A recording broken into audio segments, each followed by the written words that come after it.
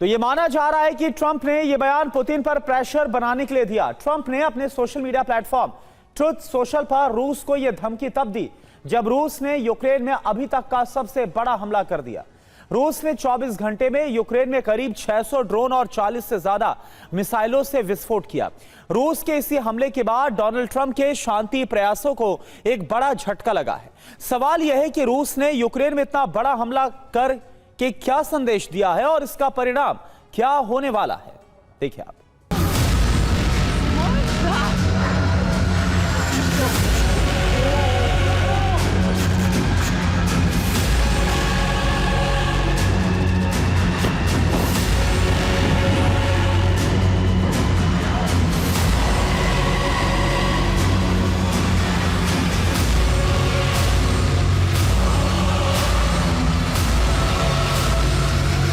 Putin ने जो कुछ किया है उससे युद्ध विराम की संभावना करीब करीब खत्म हो गई है।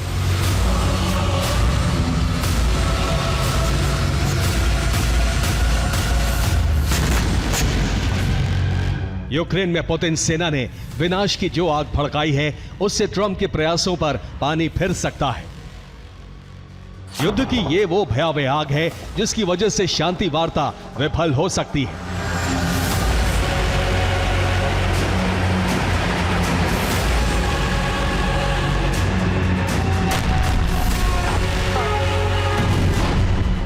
अलास्का और फिर वॉशिंगटन वार्ता के बाद ट्रंप ने भले ही ये ऐलान किया हो कि युद्ध खत्म करने के प्रयास ट्रैक पर हैं, जल्द ही पुतिन और ज़ेलेंस्की की मुलाकात होगी, लेकिन रूस ने जिस तरह से यूक्रेन को जलाया है उससे पुतिन और ज़ेलेंस्की की मुलाकात की संभावना भी करीब करीब खत्म हो गई है।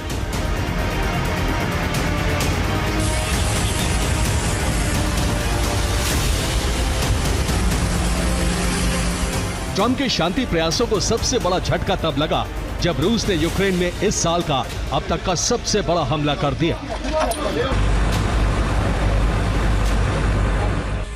वॉशिंगटन वार्ता के सिर्फ 100 घंटे बाद यूक्रेन पर जितना बड़ा और खतरनाक हमला हुआ वो अब तक नहीं हुआ था।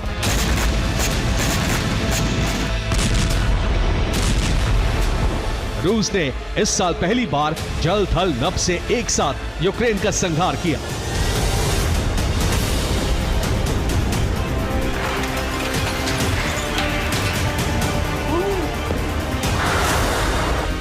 आसमान से ड्रोन हमले के साथ साथ एटमी बॉम्बर से फैब 3000 बमों की वर्षा की गई।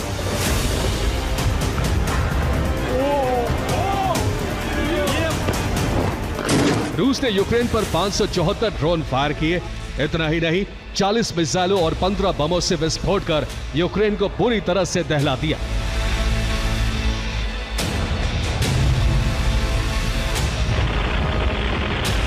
रूस के हमले इस बात के संकेत हैं कि युद्ध खत्म होने के बजाय और भड़कता जा रहा है।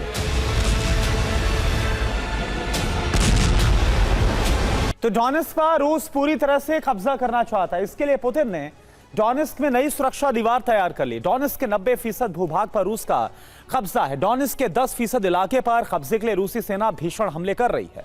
रूसी सेना डोनेस्क में सैन्य छावनी बना रही है। पुतिन की सेना डोनेस्क छोड़ने को तैयार नहीं। रूसी सुरक्षा दीवार से यूक्रेन की मुश्किलें बढ़ गई है। पुतिन के प्लान से डोनेस्क में यूक्रेन की वापसी के सभी दरवाजे बंद हो गए हैं। तो सवाल यह है कि क्या यूक्रेन के पास सरेंडर करने के अलावा कोई दूसरा विकल्प ऑप्शन नहीं है? अब हम आपको इससे जुड़ी एक रिपोर्ट दिखाते हैं, देखिए आप।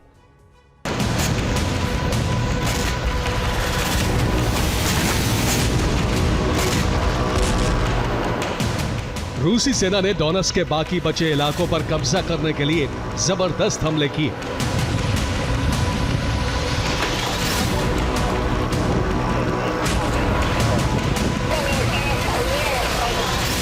डोनेस्क में रूसी सेना ने ड्रोन हमला कर यूक्रेन की सैन्य टुकड़ी को तबाह कर दिया। डोनेस्क में रूस ने क्लस्टर बम से ब्लास्ट कर यूक्रेन के ठिकाने को समाप्त कर दिया। रूसी सेना ने फैब 3000 बमों से यूक्रेन की ड्रोन लॉन्च साइट को नष्ट कर दिया। रूसी सेना ने डोनेस्क के 2 नए इलाकों पर कब्जा कायम कर लिया है।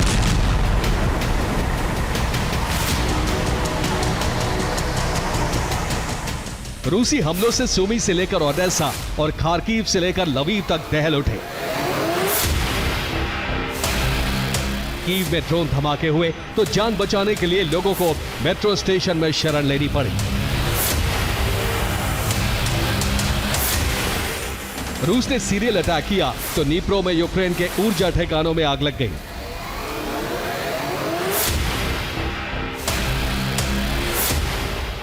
चेर्निहिव में रूस ने यूक्रेनी सेना की टुकड़ी पर फैब 500 बमों की बरसात की।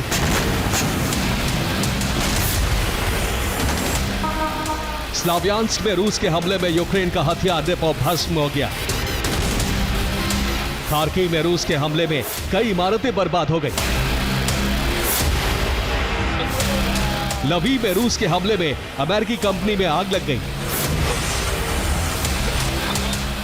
सुमी में रूस ने यूक्रेनी फोर्स के 3 ठिकानों को तहस नहस कर दिया। ज़ेपोरिज़िया में रूस ने क्रूज मिसाइल से धावा बोला। रूस के हमले में यूक्रेन की सुरक्षा दीवार ध्वस्त हो गई।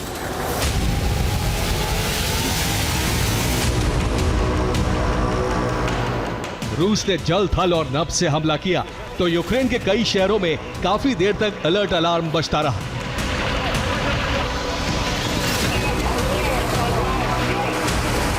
तो रूस ने यूक्रेनी शहरों में करीब 600 ड्रोन फायर किए, लेकिन रूस ने यूक्रेन में कितनी और कौन-कौन सी मिसाइलें दागकर तबाही मचाई है, अब आपको सीधे बिग वॉल के जरिए हम बताते हैं। KH-101 की बात करें तो 19 मिसाइलों के जरिए हमला किया गया। इसके अलावा कैलिबर 14 मिसाइलें, किंझल 4 मिसाइलों के जरिए हमला किया गया। 2 इस्कैंडर मिसाइल का इस्तेमाल किया गया और 1 ज़िरकॉन के इस्तेमाल से तबाही मचाई। कुल मिलाकर आप देखिए 40 ये विध्वंसक मिसाइल है जिसका इस्तेमाल किया गया। रिपोर्ट आप देखिए।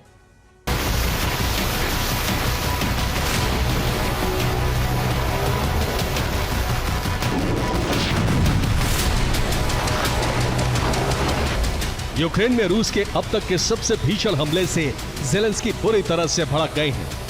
ज़ेलेंस्की ने कहा है कि रूस के हमले इस बात के सबूत हैं कि पुतिन युद्ध विराम के लिए तैयार नहीं।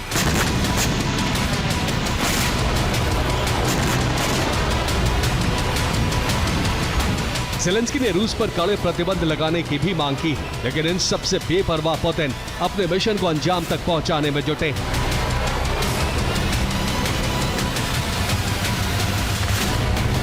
सवाल यही है कि पुतिन ने इतना विध्वंसक हमला कर क्या संदेश दिया है।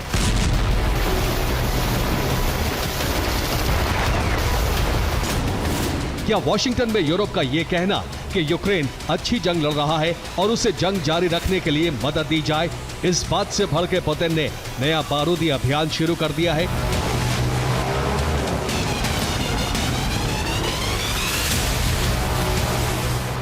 ज़ेलेंस्की ने कहा था कि यूक्रेन कब्जे वाले इलाकों से रूसी सेना को भगा सकता है, तो क्या पुतिन ने ज़ेलेंस्की को इसका जवाब दिया है?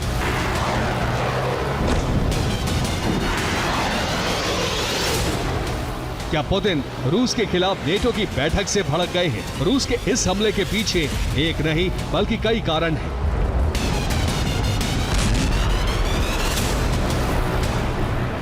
पुतिन और उनकी सेना ने साफ कर दिया है कि यूरोपीय देश उसे कमतर आंकने की गलती ना करें, वरना उन्हें इसका बड़ा खामियाजा भुगतना पड़ेगा।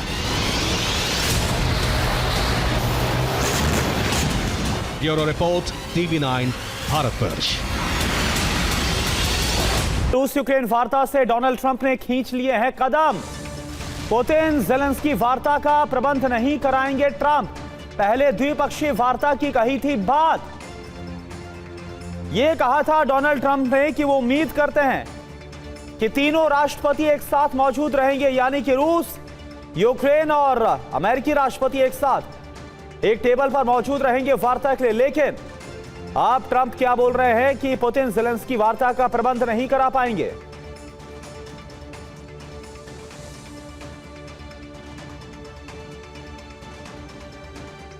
और एक और बड़ी खबर, ओरेश्निक जैसी मिसाइल बनाएगा बेलारूस। ओरेश्निक जैसी मिसाइल बनाने का ऐलान किया गया है।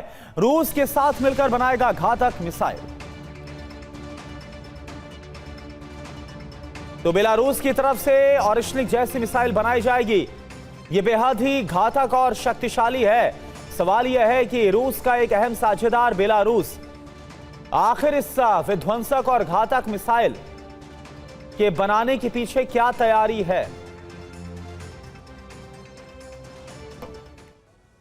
तो अब यह तय होने जा रहा है कि अगर अगस्त के आखिर तक युद्ध विराम को लेकर तीसरी वार्ता नहीं होती है तो यूरोप में हालात काफी ज्यादा खराब हो जाएंगे। पुतिन ने विध्वंसक धमकी दी है कि अगर यूक्रेन को यूरोपीय देशों ने बारूद की सप्लाई नहीं रोकी तो यूरोपीय देश रूस के टारगेट पर आ जाएंगे। पोलैंड की सीमा में रूस ने ड्रोन भेजकर ट्रेलर दिखा भी दिया है। अब भी अगर यूक्रेन बैकफुट पर नहीं आया तो यूरोप को विध्वंस से कोई नहीं बचा सकता। अब या तो शांति समझौता होगा, यूक्रेन का संपूर्ण सहार होगा। इसके लिए क्रेमलिन ने नया ब्लूप्रिंट तैयार कर लिया है। पहले यूक्रेन की तबाही होगी और उसके बाद पुतिन दूसरे देशों पर हमला कर सकते हैं। रिपोर्ट आप देखिए।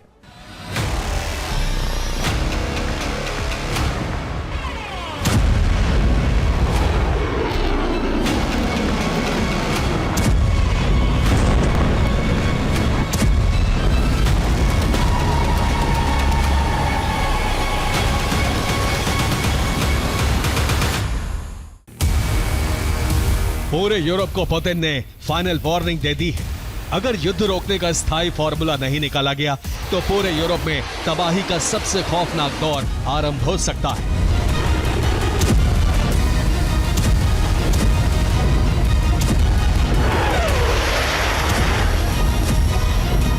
यानी यूक्रेन का संहार होगा, जिसके लिए पुतिन ने हमले तेज कर दिए हैं। साथ ही बाल्टिक देशों पर भी रूस हमले कर सकता है।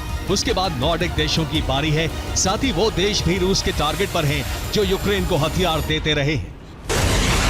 अगर अभी भी हथियार सप्लाई जारी रहे तो पुतिन कह चुके हैं कि वो हमला करने के लिए स्वतंत्र हैं। वैसे भी पुतिन ने अल्टीमेटम देते हुए कहा है,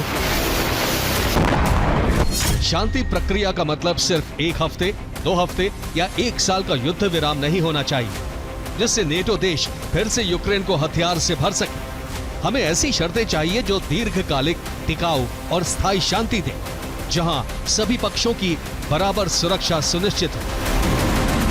यानी अब सुरक्षा गारंटी के नाम पर रूस और दूसरे यूरोपीय देश आमने सामने आ सकते हैं और इस टकराव के लिए रूस तैयार है। इसका संकेत रूस ने पोलैंड में ड्रोन भेजकर दे दिया है।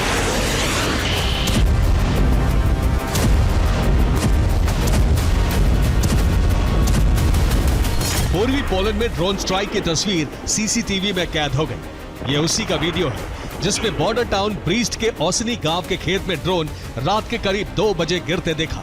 उस वक्त एक तेज धमाका हुआ था।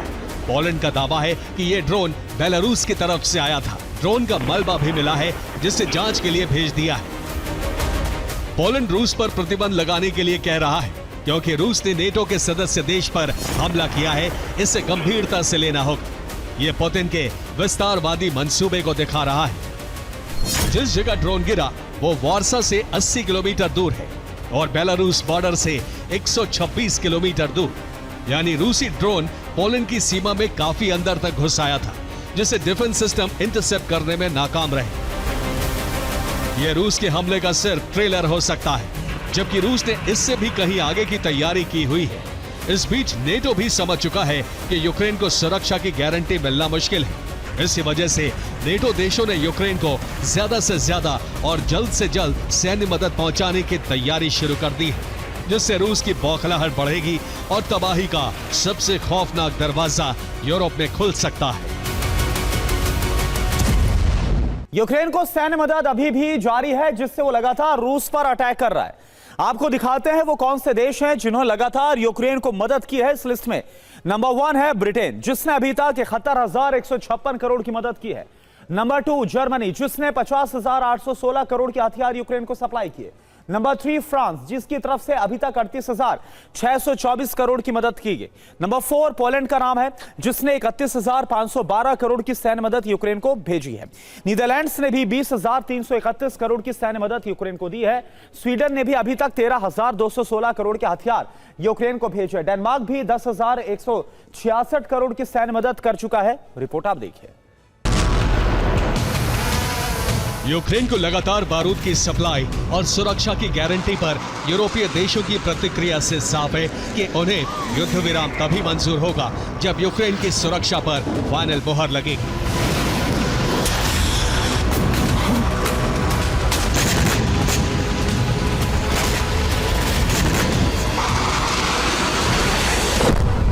जबकि रूस ने यूक्रेन जैसी सुरक्षा की गारंटी खुद के लिए मांगकर मामले को फंसा दिया है। इस बीच चीन के लिए ऐसी ही गारंटी की डिमांड की जा रही है। दरअसल रूस चाहता है कि सुरक्षा गारंटी प्रक्रिया में अमेरिका, फ्रांस, ब्रिटेन और चीन के साथ रूस को भी शामिल किया जाए। रूस को इसमें वीटो पावर चाहिए जिससे वो किसी फैसले को रोक सके, लेकिन यूक्रेन और यूरोपीय देशों ने इस मांग को खारिज कर दिया है। जबकि ट्रंप की कोशिश है कि इस महीने के आखिर तक युद्ध विराम हो जाए। अगर नहीं हो पाया तो भीषण युद्ध होगा।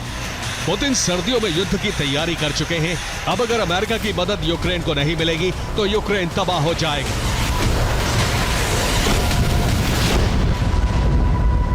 अब सवाल यह है कि पुतिन के हमले से आखिर कैसे बचेगा यूक्रेन। पहला विकल्प क्या है? यूरोप फ्रंटलाइन पर आकर रूस से मुकाबला करे, यह पहला विकल्प है। नंबर 2 क्या है? जेलेंस्की सरेंडर कर दे और रूस के जीते इलाके हुए उसको सौंप दे। इस पर जेलेंस्की तैयार नहीं है। थर्ड विकल्प क्या है? अमेरिका भी रूस के खिलाफ उतर जाए, लेकिन इसकी उम्मीद बहुत कम है क्योंकि दो सुपर पावर नेशंस का जो भिड़ना यह अपने आप के में युद्ध के एक बड़े स्वरूप को आगे ले जाएगा। अगर युद्ध विराम से जेलेंस्की पीछे हटते हैं तो अमेरिका यूक्रेन की सैन्य मदद रोक देगा। इसे लेकर यूक्रेन के उपराष्ट्रपति जेडी वेंस ने बयान भी दिया है। यूरोपीय देशों को यूक्रेन का बोझ उठाना होगा। अमेरिका अब ज्यादा मदद नहीं कर सकता। अमेरिका ने तस्वीर साफ कर दी है। अगर अगस्त के आखिर तक तीसरी वार्ता नहीं होती है तो यूक्रेन को गंभीर परिणाम भुगतने पड़ सकते हैं। वैसे भी रूस ने यूक्रेन के 5वें हिस्से से ज्यादा जमीन पर कब्जा कर लिया है। जिन इलाकों को रूस चाहता है वहां 90% उसका कंट्रोल हो चुका है। यानी सिर्फ उन इलाकों के 10% हिस्से पर कब्जा करना बाकी है जो रूस कभी भी कर सकता है। बस उसे इंतजार है। अगर यूक्रेन युद्ध विराम समझौते में इस शर्त को मान ले, नहीं तो तबाही के लिए तैयार रहे।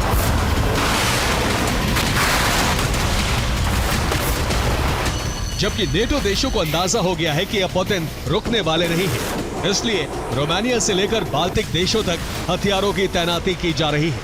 एयरबेस वॉर रेडी किए जा रहे हैं। रोमानिया में F-35 की तैनाती की गई है। नीदरलैंड्स में पैट्रियट लगाए गए हैं, जबकि लिथुआनिया में ड्रोन हमले के लिए तैयार है। इस बीच यूक्रेन में शांति सेना भेजने का फैसला करके नेटो ने संकेत दे दिया है कि वो हर परिस्थिति के लिए तैयार है। Bureau report, TV9 Bharat. Imran Khan के भांजे का घर से अपहरण हो गया है। लाहौर से शाहरेज को मुनीर की आर्मी ने किया है किडनैप। पीटीआई का आरोप, सादी वर्दी में आए थे किडनैपर। ये देखिए आप, शाहरेज पर कोई केस नहीं है, सियासत में भी एक्टिव नहीं है। इमरान की बहन अलीमा खान मुनीर की आलोचक है। लाहौर हाईकोर्ट में बरामदगी की अपील करेगा परिवार।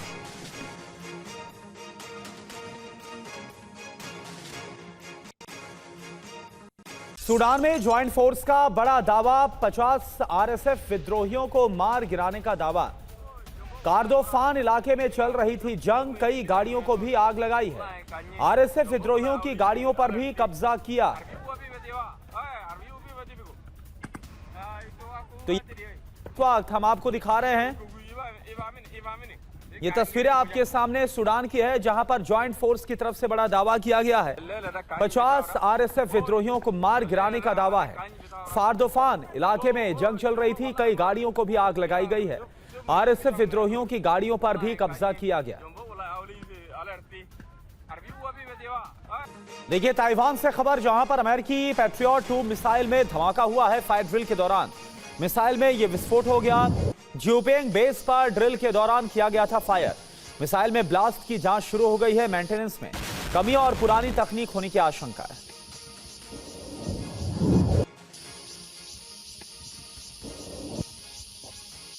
और देखिए एक बड़ी खबर है रोस्तोव से, जहां पर यूक्रेन ने ड्रोन अटैक किया है। रूस की ऑयल रिफाइनरी में आग लग गई इस हमले के बाद। हमले की वजह से रूसी रिफाइनरी ठप। तो देखिए एक और रूसी रिफाइनरी पर, ऑयल रिफाइनरी पर अटैक यूक्रेन की तरफ से। और हाल फिलहाल में यूक्रेन ने ऑयल डिपो, ऑयल रिफाइनरी पर जो हमले किए हैं, इससे रूस को भारी नुकसान पहुंचा।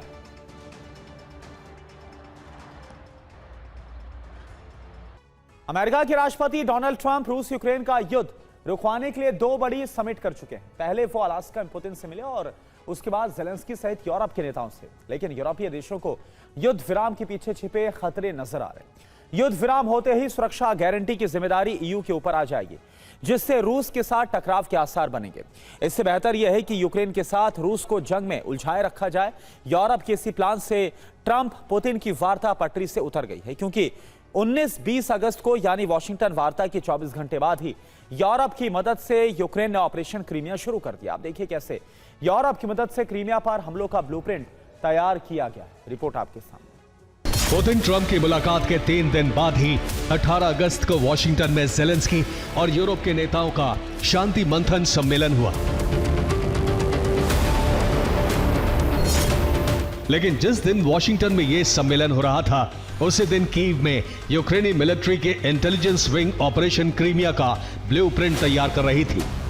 वॉशिंगटन में जब शांति की शर्तों पर जेलेंस्की ट्रंप के साथ चर्चा कर रहे थे, उसी वक्त इंटेलिजेंस एजेंसी HUR एक टुकड़ी तैयार कर रही थी।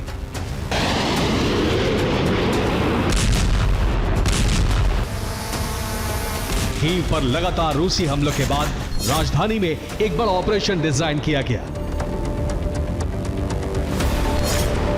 इस ऑपरेशन के प्रमुख थे खुफिया एजेंसी HUR के प्रमुख किरिलो बुदानोव। किरिलो बुदानोव को इस ऑपरेशन में मदद कर रही थी ब्रिटेन की खुफिया एजेंसी MI6 और पोलैंड की खुफिया एजेंसी AW।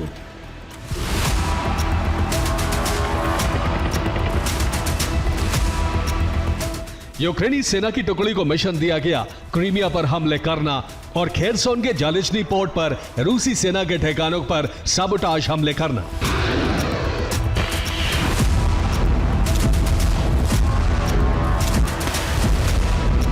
वॉशिंगटन में 18 अगस्त की शाम को ट्रंप की बैठक खत्म हुई और 19 अगस्त को यूक्रेनी सेना ने यूरोपीय देशों की मदद से ऑपरेशन क्रीमिया की शुरुआत कर दी।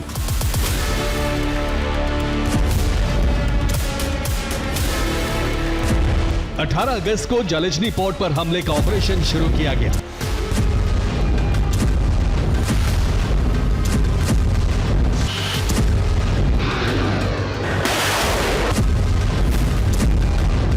यूक्रेन की ड्रोन ब्रिगेड ने जालिचनी पोर्ट पर गश्त लगाने वाली रूसी टीम को टारगेट किया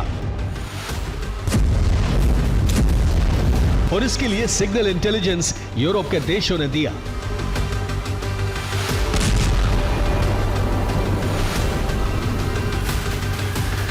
यूक्रेनी खुफिया एजेंसी की ड्रोन टुकड़ी ने सबसे पहले खेरसों के जालिचनी पोर्ट पर तैनात रूसी सेना को टारगेट बनाया। रूसी सेना की पेट्रोलिंग बोट इस पोर्ट के करीब गश्त लगा रही थी। इस छोटी स्पीड बोट पर रूस ने 5 सैनिक सवार थे। इन हथियारबंद सैनिकों पर हमला करने के लिए कामाकाजी ड्रोन का इस्तेमाल किया गया। जालिचनी पोर्ट पर गश्त लगा रही नाव को लेजर ड्रोन से टारगेट किया गया। हमला सटीक रहा और पेट्रोलिंग बोट नष्ट हो गई। इस हमले में रूस के 5 सैनिक मारे गए। हमले के बाद जालिचनी पोर्ट पर अलर्ट जारी किया गया है।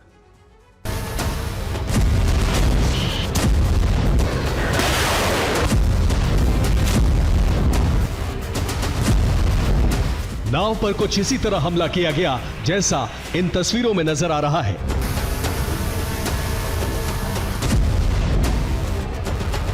यूक्रेन के इस हमले की शॉकवेव क्रेमलिन तक पहुंची, क्योंकि जंग के शुरुआती दौर में ही यूक्रेन के इस पोर्ट पर रूस ने कब्जा कर लिया था।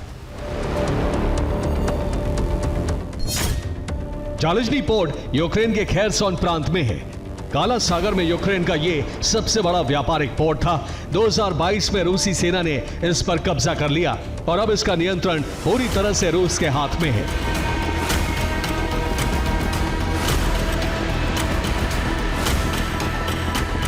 यूक्रेन कभी इस पोर्ट से अनाज और बाकी चीजों का निर्यात करता था। इस पोर्ट पर हमले के बाद क्रेमलिन ने ट्रंप के पुतिन जेलेंस्की मीटिंग प्लान पर बड़ा बयान जारी कर दिया।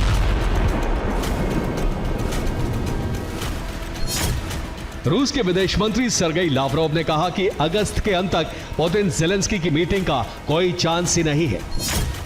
पुतिन जेलेंस्की की मुलाकात ट्रंप की कोरी कल्पना है। ऐसा लगता है कि ट्रंप पुतिन की बात का गलत अर्थ समझ गए। पुतिन ने रूस यूक्रेन की सीधी वार्ता को जारी रखने पर सहमति जताई थी। इसका मतलब यह नहीं है कि पुतिन जेलेंस्की से मिलने के लिए तैयार हो गए थे।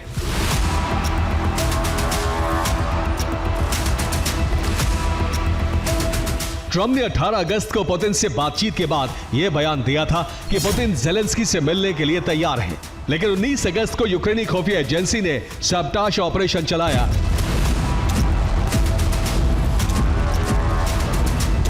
और 20 अगस्त को रूस के विदेश मंत्रालय ने यह बयान जारी कर दिया कि ट्रंप कोरी कल्पना कर रहे हैं।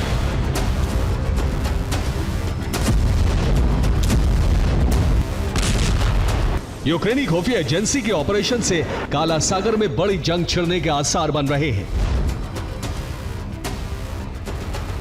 क्योंकि 19 अगस्त को यूक्रेन ने सिर्फ जालजनी पोर्ट पर ही हमले नहीं किए, बल्कि इसी दिन यूक्रेनी टुकड़ी ने क्रीमिया पर भी हमले की कोशिश की। HER प्रमुख बोदानोव ने इसके लिए भी एक स्पेशल टीम तैयार की थी। रूस के नियंत्रण वाले खेरसोन में यूक्रेनी टुकड़ी 18 अगस्त की रात को पहुंच चुकी थी। इस टुकड़ी को रबर की नावों के साथ काला सागर तट तक पहुंचाया गया। 19 अगस्त को यहां से क्रीमिया पर हमले का ऑपरेशन लॉन्च कर दिया गया। लेकिन जालजनी पोर्ट पर गश्त लगा रही नाव पर हमले के बाद रूसी सेना चौकन्नी थी और बोदानोव के इस ऑपरेशन को समंदर में ही नाकाम कर दिया गया।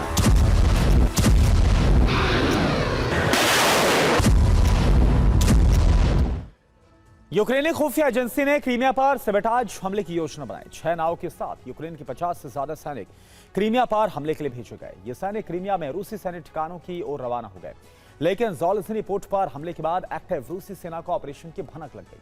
रूस की रूबिकॉन यूनिट ने इन नाव पर FPV ड्रोन से हमला किया। इन हमलों में क्रीमिया तट से 72 किलोमीटर दूर यूक्रेनी टुकड़ी को मार गिराया गया और इस तरह से बुडानोव का यह ऑपरेशन नाकाम कर दिया गया। देखिए आप।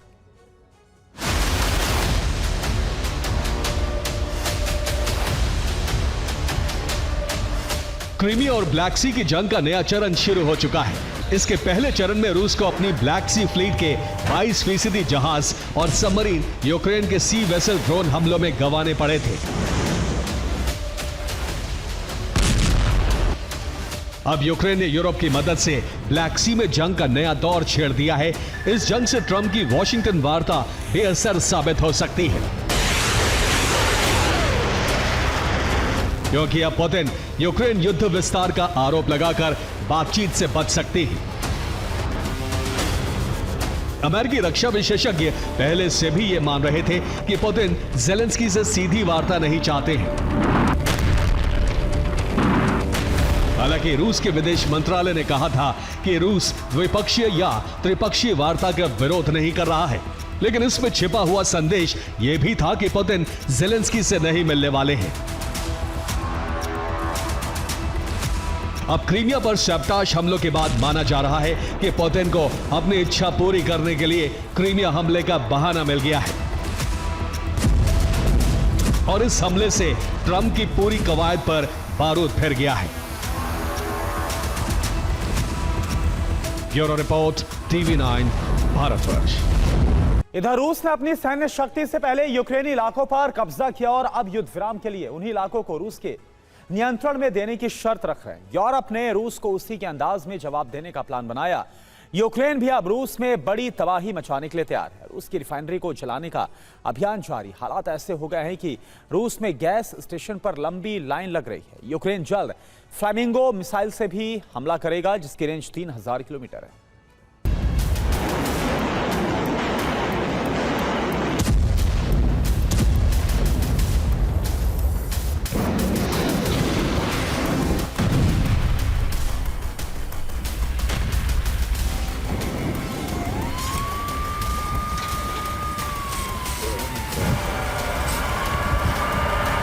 पुतिन के गुरूर को तोड़ने का प्लान।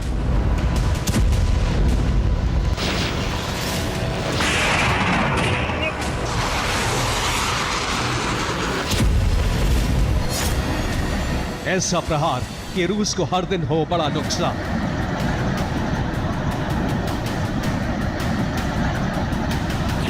कोशिश यही है कि अगली वार्ता में पुतिन सीना तान कर नहीं, यूं मुस्कुरा कर ना आ सके। यूरोप के सामने तस्वीर साफ हो चुकी है। अमेरिका सिर्फ मध्यस्थता करेगा। पुतिन अपनी शर्त नहीं छोड़ने वाले हैं। यूक्रेन के बड़े हिस्से पर कब्जा ही पुतिन का लक्ष्य है। यही वजह है कि अब यूरोप से ऑर्डर जारी हो चुका है। ज़ेलेंस्की को बारूद की कमी नहीं होने दी जाएगी। रूसी जमीन हर दिन यूं ही जलेगी।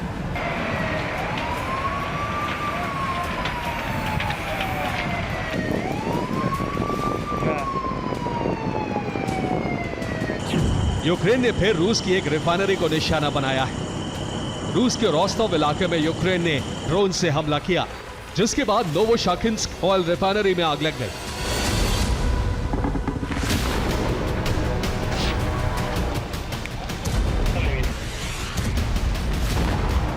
अब यूक्रेन के लगातार हमलों का असर देखिए।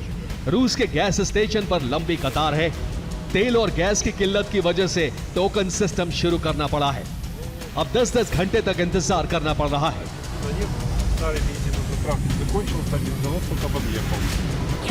नोवोशाकिन्स्क रिफाइनरी फ्रंट लाइन से 200 किलोमीटर दूर है। यूक्रेन ने 5 ड्रोन से रिफाइनरी को निशाना बनाया है।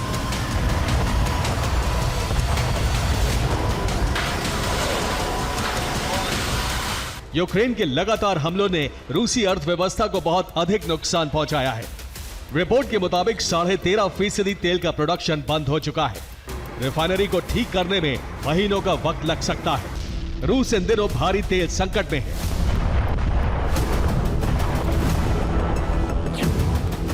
यूक्रेन का मिशन रिफाइनरी जारी है। इसी महीने 2 अगस्त को यूक्रेन ने रूस के समारा में हमला किया और एक रिफाइनरी को नष्ट कर दिया। इसी दिन यानी 2 अगस्त को ही रियाजान में भी हमला किया गया, जिसके बाद रियाजान रिफाइनरी में आग लग गई। तेल का प्रोडक्शन पूरी तरह से रुक गया। इसके बाद 7 अगस्त को रूस के क्रास्नोदर क्राई में तबाही मची। यहां एफएप्स की रिफाइनरी को ड्रोन से टारगेट किया गया, जिसके बाद रिफाइनरी में आग लग गई। इसके बाद सारातोव में भी रिफाइनरी को निशाना बनाया गया। सारातोव में भी रिफाइनरी में आग लग गई। इन हमलों से रूस के 13% तेल प्रोडक्शन पर असर पड़ा है। हमले के बाद से रूसी रिफाइनरी में काम बंद हो गया है। रिफाइनरी की मरम्मत करने में वक्त लगेगा। यूक्रेन के हमलों से तेल प्रोडक्शन पर बड़ा असर हुआ है।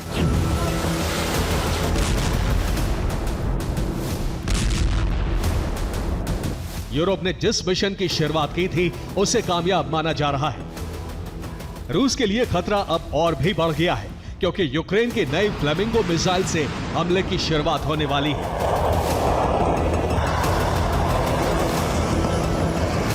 फ्लेमिंगो 3000 किलोमीटर तक हमला कर सकती है। इसका वजन 1150 किलो है। अब हर दिन एक फ्लेमिंगो मिसाइल बन रही है और अक्टूबर तक 7 मिसाइल रोज बनाने का लक्ष्य है। रूसी एजेंसियों ने भी चेतावनी जारी कर दी। कहा गया है कि फ्लेमिंगो से जल्द रूस में बड़ी तबाही आएगी।